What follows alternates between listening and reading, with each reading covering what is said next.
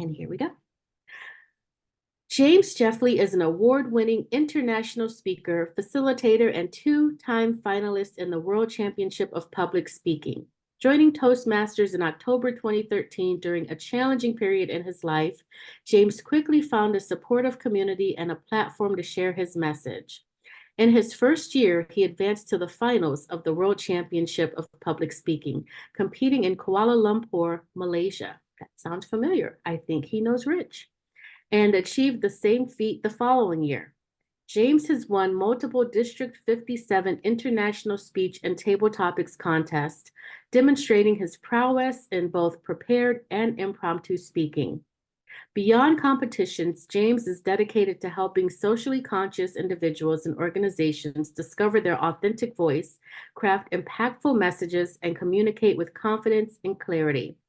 With decades of experience in public speaking, communication, and leadership, James has empowered thousands of people and nearly 200 organizations worldwide. His captivating presence and genuine passion for mentorship make his workshops and coaching sessions powerful avenues for skill enhancement. James combines his rich background in improv, acting, and professional coaching to inspire and equip his clients to affect positive, progressive change in the world. With his speech titled Authentic Communication, The True Gift of You, please help me welcome James Jeffley. Thank you, Nadia. I have been speaking to audiences since I was 5 years old. I am now 177 years of age, or some days it feels like it. My first recollection of standing in front of a group of people saying words that weren't my own was during a Christmas performance of The Little Drummer Boy. There was a spoken word recitation that I was asked to perform. I don't recall if I memorized it or just read it, but I remember standing in front of dozens of parents and teachers and staff saying words and not freaking out. I guess I was either too young or too naive to know I was supposed to be scared. After all, it was public speaking, the number one fear for most people, right? I got through it. People clapped. I vaguely recall enjoying the experience. A speaker was born. From that seminal moment, I welcomed other opportunities to speak. Throughout middle school and high school, I participated in a number of speech contests, both for school and community organizations. Some more notable achievements were winning the Kansas State Optimist Club Oratory Championship in middle school and going to nationals in oratory in my junior year of high school. I thought I was hot stuff. For my senior year in high school, I decided I'm going to take a speech class. I thought, given my experience and accomplishments, it would be an easy A. My teacher was Ms. Deb Reynolds. She was nice, competent, a good teacher. Little did I know she was about to show me just how good a teacher she really was. I walked into her class full of teenage pride and ego, fueled by medals and trophies and titles. I was doubtful she could teach me, a champion speaker, anything. One day later in the semester, she asked if I would give one of my award-winning speeches to the class. Well, I thought to myself, well, Debbie, it's about time you asked. You've deprived people of my brilliance for far too long. What a snotty little brat I was. I gave my speech. It was brilliant. My classmates were in awe. They showered me with glowing praise.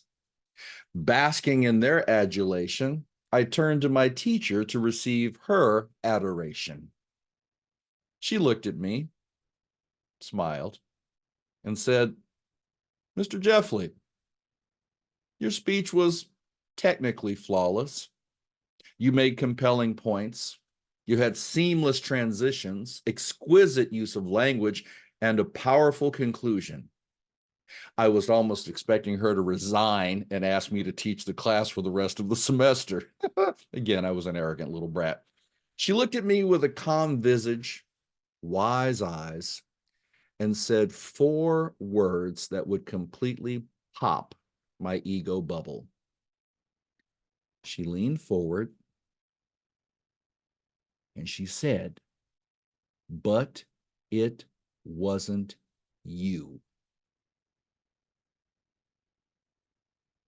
Her words hung in the air like the sword of Damocles, except it had just fallen and cleaved my gargantuan teenage ego in half. Yeah, she went all Master Yoda on me.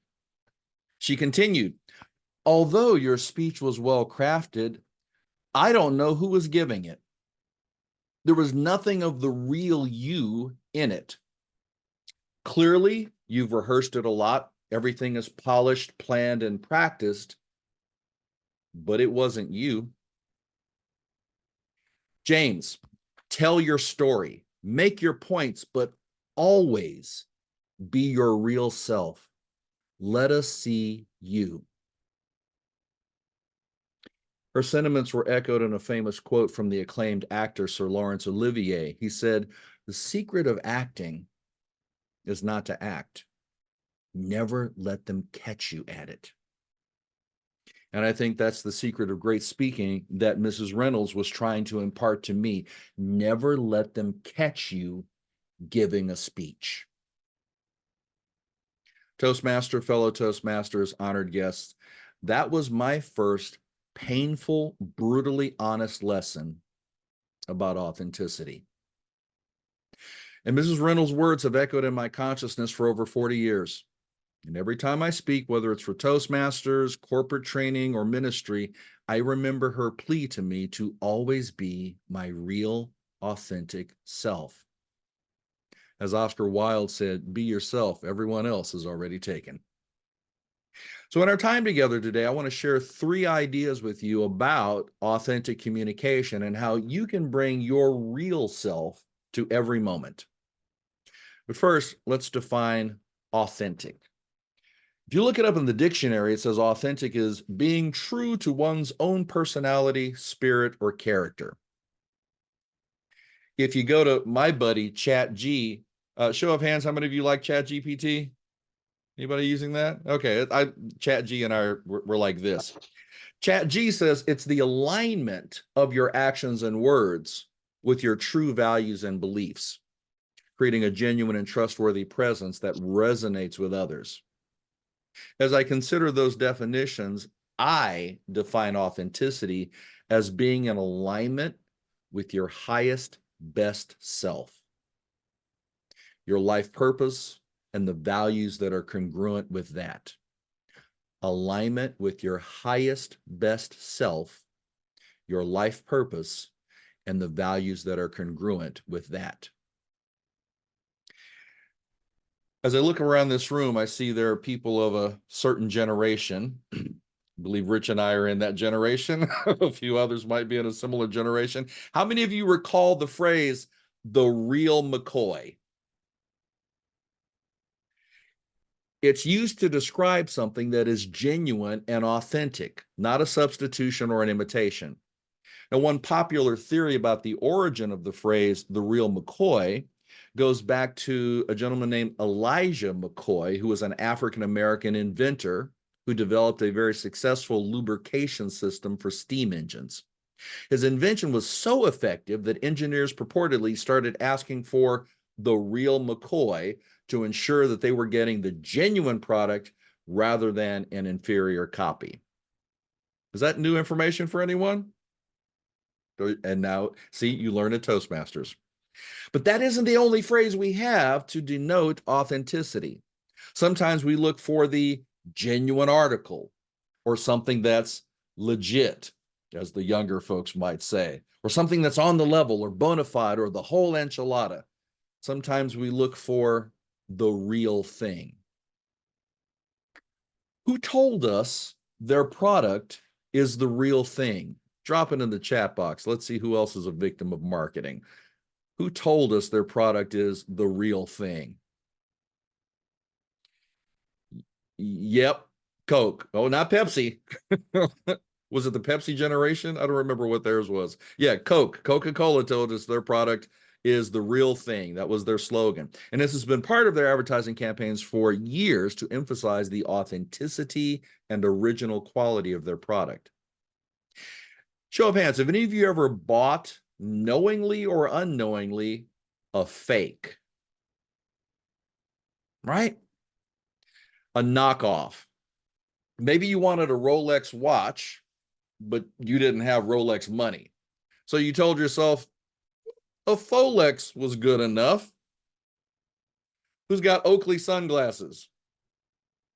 Very stylish, very expensive. But for some of us who don't have Oakley money, Folkleys are good enough. Maybe you put on your Adidas shoes, you walk into Sunbucks to get coffee while wearing your Folkley glasses, your Folex watch, and your Dolce and Banana outfit. I'm not hating, folks. I know it's expensive out here in these streets. Who doesn't want to look good and save money? After all, the real McCoy costs too much. But I have to think about, what is the underlying message here that we're getting from our economy? Knockoffs are good enough.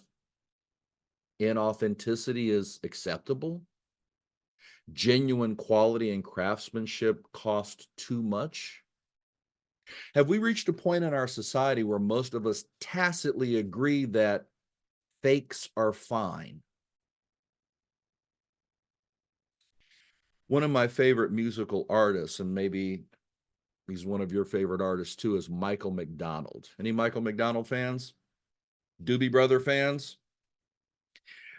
There's a very telling lyric in a song he recorded with the Doobie Brothers, and the song is called Real Love. And the lyric is, well, we've both lived long enough to know that we would trade it all right now for just 1 minute of real love. Anyone remember that song? And we trade it all right now for just 1 minute of real love. I'm not a singer, but that's my imitation. What would you give for 1 minute of real love, authentic, genuine love? For 1 minute of real transparency, 1 minute of real honesty. What would you give for 1 minute of real authenticity? How many of you have ever wanted to be real authentic and transparent with your boss? Oh, if I only had enough courage and enough walking away money, I would tell them right now, hey, listen here, buddy, let me tell you. Can you imagine what that level of authenticity would look and sound and feel like? Can you imagine it? Could you handle it? Just imagine for 1 moment, politicians actually telling the truth, answering the questions that people ask of them, not dodging. Yeah, I lied. I did have sex with that woman. Sure, I took the files because I'm a narcissistic sociopath and I don't care about anyone but myself. Can you imagine a spin-free media? Ladies and gentlemen, we've been lying to you all these years because, well, we're good at it. Our viewers are ignorant or easily manipulated. No one holds us accountable. And we make tons of money off of you. Can you imagine corporate executives being transparent about the real cause of inflation? Well, we raised prices because we just wanted to make more money. Now, if any of you bristled at those imagined scenarios of authenticity for politicians or media or corporate executives, then perhaps Jack Nicholson's character in the movie A Few Good Men was right. Do you remember that movie? Do you remember the scene? Tom Cruise's character was a JAG attorney questioning Nicholson's character. He was a senior officer. And Nicholson's character says, "What do you want from me?" And Cruise's character shouts back, "I want the truth." To which Nicholson's character shouts back, "You can't handle the truth." So how did we get here? to a place where so many of us seem to be immune to authenticity. We shy away from the hard truth. We don't want to hear the facts. I think it started with what I'll just call the box. What is the box? It's this collection of ideas, careers, values, beliefs, behaviors that most of our parents stick us in even before we're born. How many of you are parents? How many of you had parents? I see most of the hands. Many parents dream of what their children will become one day. Often many versions, often many versions of themselves. Oh, our child will grow up to be a doctor, or a lawyer, an engineer, a teacher, farmer, musician, perhaps even a Toastmaster. I'd like to present our son, the grammarian. Oh, here's our daughter, the world champion of public speaking. Now, while most parents say they want a better life for their kids than they had growing up, I think many of them also want their kids to follow in their footsteps. I think most parents have a list of acceptable occupations or vocations for their offspring. Most parents want their kids to follow their religion or their culture or their political beliefs or their occupations. In other words, parenting for many, maybe even most, is largely about maintaining the status quo. It's usually not about encouraging your kid or kids to break out of their box and explore their own authentic calling. So what if your child wants to march to the beat of a different drummer? I don't think my parents had a clear path mapped out for me, but they wanted me to do something that was respectable, honorable, that made good money, and offered a chance for upward mobility. Since I was good at speaking, law school seemed like a logical box to fit in. But I don't recall my parents ever asking me, what did I want? The answer to that was, at some point I figured out I wanted to be a professional musician. I'm a bass player. So what did I do? I stayed in the box. I majored in political science. I thought I'd go to law school, work in corporate law for a bit, then get into politics. Maybe one day become president. Obama beat me to it. Arr. None of that happened. I wrestled in that box for years with what I was authentically drawn to and what my parents wanted for me. After working a corporate job for about 8 years, I left. To do what? Become a full-time musician. And for the first time in a long time, I was happy. I was happy with my career choice. Now, don't get me wrong. I'm not saying parents are dream-killing demons. I'm saying that most parents are caught up in the matrix and have been trained to perpetuate it. They train their children just as their parents trained them and their parents before trained them. Most of society doesn't want or can't even conceive of how to maintain societal and economic structures if everybody is breaking out of their boxes and following their wide-eyed, crazy, audacious dreams. It's analogous to gambling in casinos. Who's ever been in a casino? All right. You go to the casinos can't rig all the games, so there are no winners. They have to let a certain amount of people win. There have to be a few winners, just enough so as to create the illusion of hope for all the other players. See, that person over there, they hit the jackpot. Maybe I'll be next. You see, the carrot of the hope of winning is just big enough to keep people coming back and dropping their hard-earned money from their box job on the table, thinking maybe this time Lady Luck will smile on me and I can win enough money to escape my box. Well, society works in the same way. Institutions like school, work, government, etc., are not really designed to encourage exploration and authentic living. They're largely designed to ensure conformity. They constantly force conformity by inundating us with limiting or disempowering beliefs. Drop these in the chat box. I'm curious what limiting or disempowering beliefs you heard growing up, or maybe even hear today. Here are some examples. Settle down. Play it safe. Don't rock the boat. Sound familiar? Here's a favorite. Stay in your lane. Keep your head down, fit in, go with the flow. Mind your own business. Be realistic. Know your place. Sometimes a lot of women get that one. Well, that's just the way it is. Follow the rules. Don't make waves. Beach bunnies are not too smart, Blondie. Go to college, get a good job. Girls can't do that. We've always done it that way.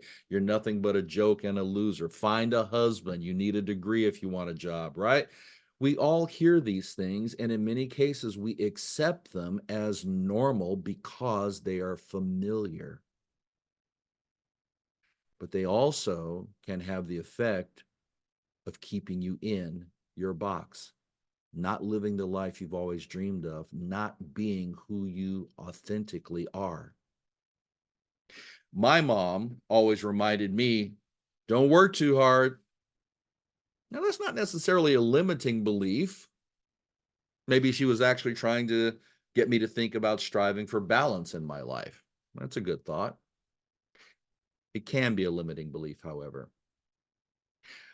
I think there are just enough free thinkers, free spirits, and pioneers who break out of their boxes and they listen to the authentic beat of their real heart and dare to live a life they've only imagined. Can you imagine what our world would look like if some iconic beings never found their true calling? I'm sure Michael Jordan could have excelled at a number of things in life. In fact, he could have taken a dramatically different path after his coach cut him from his high school varsity basketball team during his sophomore year. Had he not followed his heart, had he not chosen a different path, had he returned to his box, the Bulls might not have had 6 NBA championships with him. Nike might never have established the iconic Air Jordan brand, and MJ would not have had the stellar career that many say was perhaps the greatest in pro basketball history. Any Disney fans? Walt Disney was fired from a newspaper job for, wait for it, lacking imagination. He later founded the Walt Disney Company, partnered with a famous mouse, and the rest is history. He followed his authentic calling and refused to be put in someone else's box. Oprah Winfrey. Everybody know Oprah? She faced numerous challenges, including being demoted from her job as a news anchor. She continued to move forward with her dreams and became a billionaire media mogul and one of the most influential people in the world. Now, some of you may be thinking, oh, but James, these are famous people. Who am I to think I could be like them? Yeah, I hear you. Thinking a boxy thought, using the language that keeps people stuck in their box of limited vision, low motivation, and for many, quiet despair. The question I would ask you is, what is the song that your heart sings? What is it that you long for? What did you want to be when you grew up? And what do you really want to be now?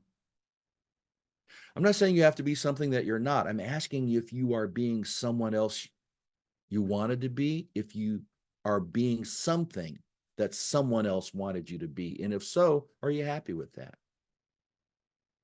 Steve Jobs once said, to be yourself in a world that is constantly trying to make you something else is the greatest accomplishment.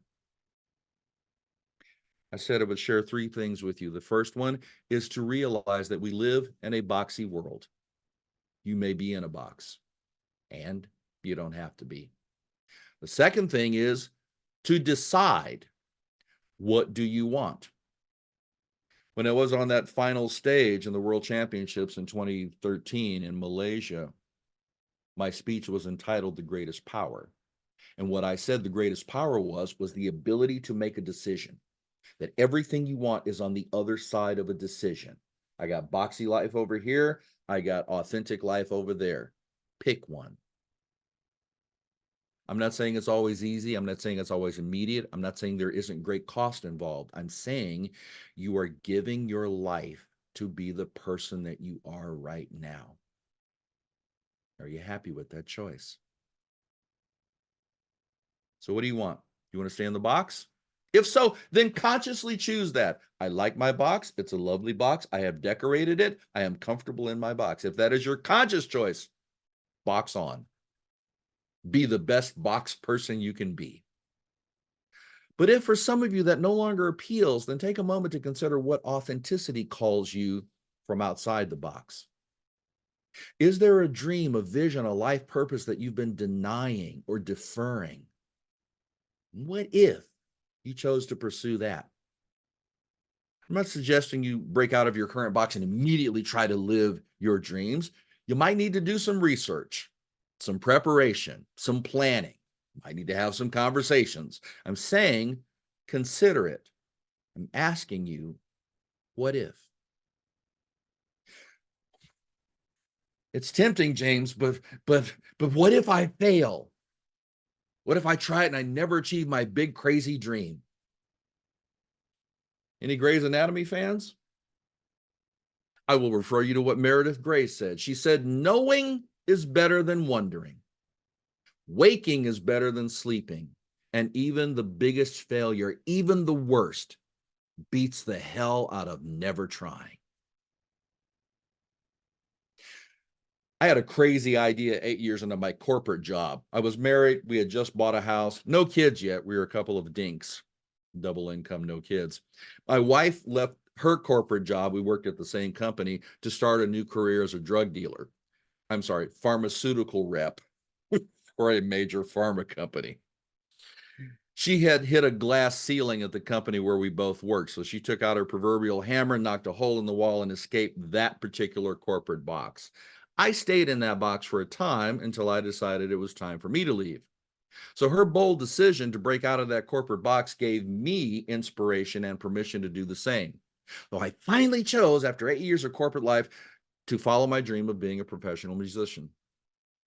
Now, my parents were still alive at the time, and they did not think that was a good idea. They were not particularly happy. Oh, wait, you're leaving a cushy corporate job, making guaranteed money to do what? Crazy dream musician?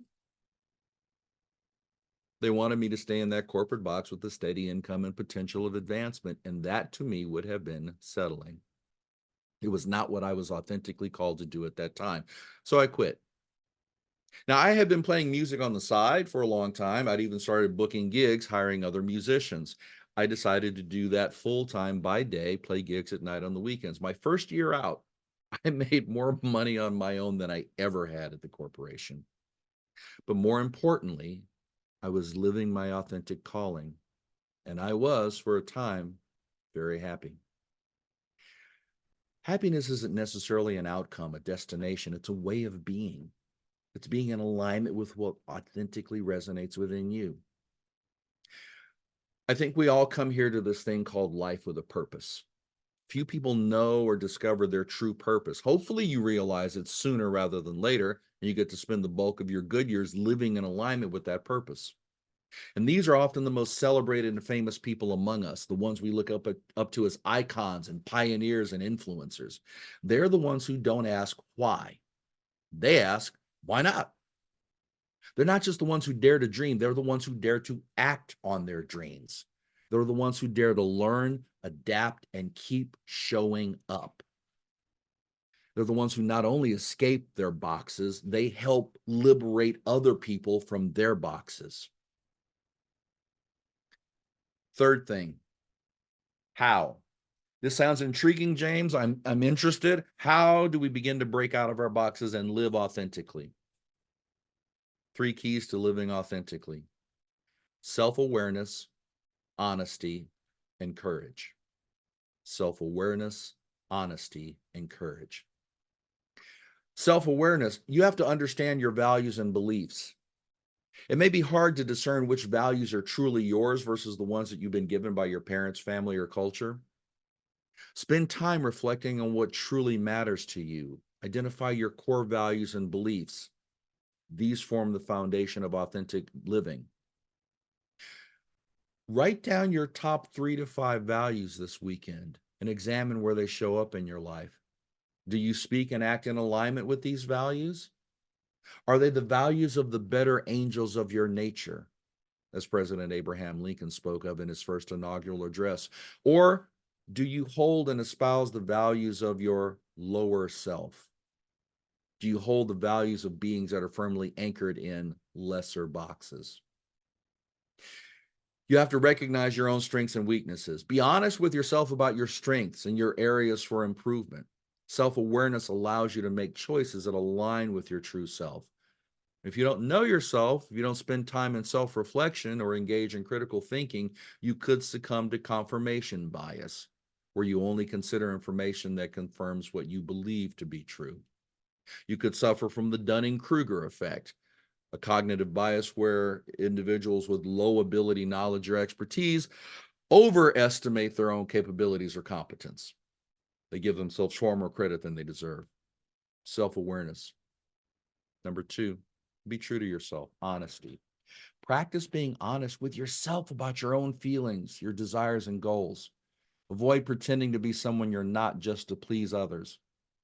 I have sacrificed so much time, money, energy at the altar of pleasing people. Anybody been at that altar with me? At some point, you have to do what the flight attendants say: put your mask on first before attempting to help others. I'm not saying be selfish. I say practice enlightened self-interest. You matter, they matter, not one more than the other. Part of being honest is also having transparent communication.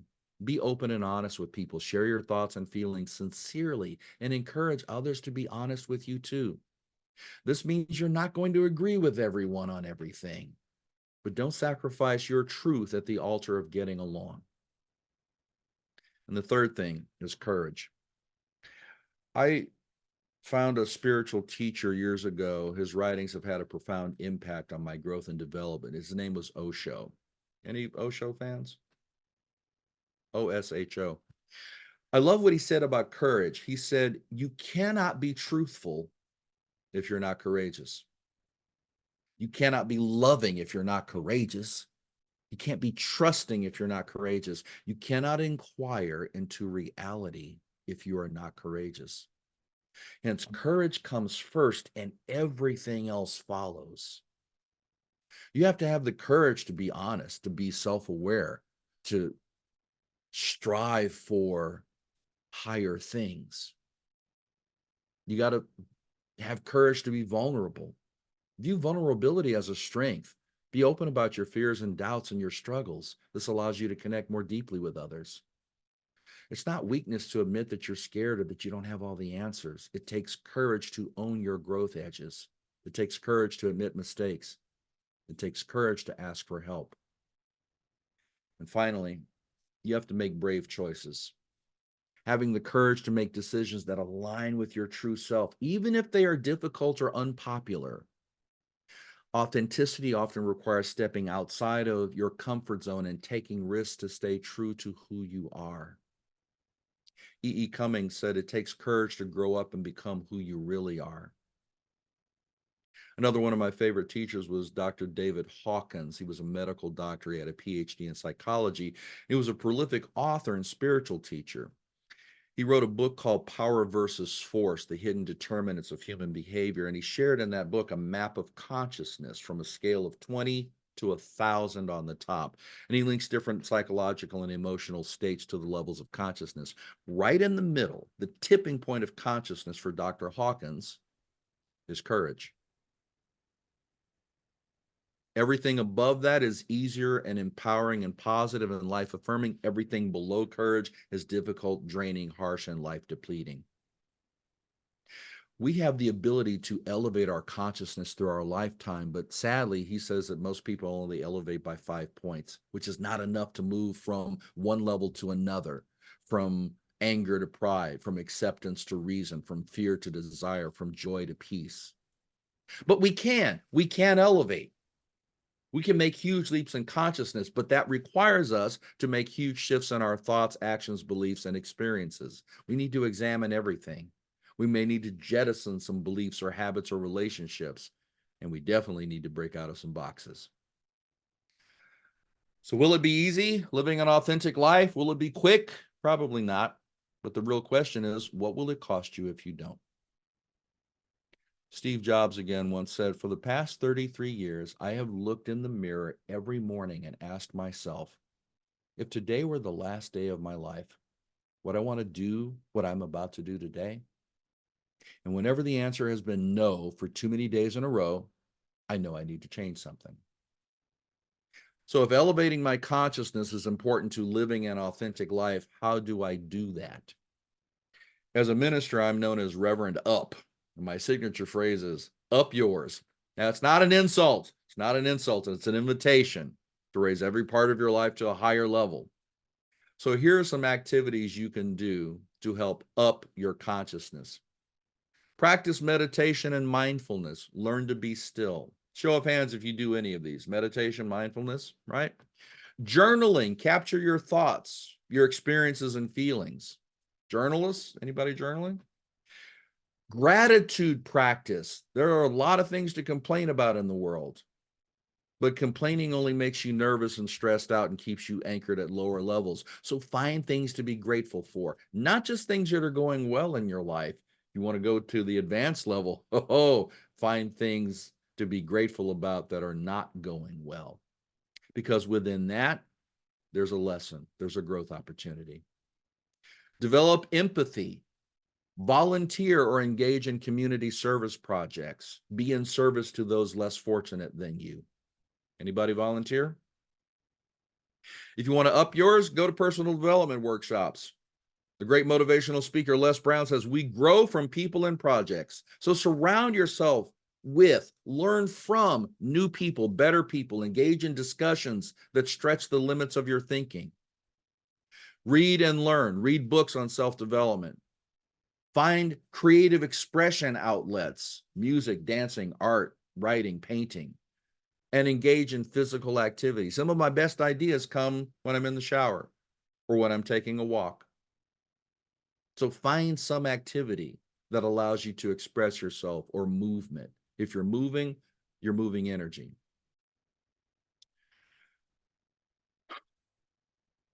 So if I want to break outside of my box, if I want to start living authentically, take risks, follow your passion, challenge the status quo, dare to be different, live boldly, tell the truth, push the boundaries, ask why not you. Take the road, as Robert Frost invited us to do, the road less traveled. There's not a road, make one. Seize the day. Being authentic isn't just about breaking out of your box, personal evolution, or living your life from a higher level of consciousness. It is also a gift. It's not only a gift to yourself, it's a gift to others. People benefit from your example of honesty and authenticity. They learn from you. They are inspired by your example. Like my teacher in high school, you will say or do something from a place of authenticity that will spark someone to change their thoughts or beliefs that may motivate them to break out of their own box. When I write and evaluate speeches and speakers, I think of three things. Did they make me think? Did they make me feel? Did they make me want to take action? Speaking from a place of authenticity can help you achieve all of those speech, communication, and life goals. I will leave you with this. Brene Brown, from her book, The Gifts of Imperfection, said, authenticity is a collection of choices that we have to make every day. It's about the choice to show up and be real, the choice to be honest, the choice to let our true selves be seen. Thank you, Mrs. Reynolds, for teaching me that lesson so many years ago. Toastmaster. Holy smokes. Another fantastic presentation. Thank you so much, Rich and James, for visiting District 115. We appreciated you so very much. And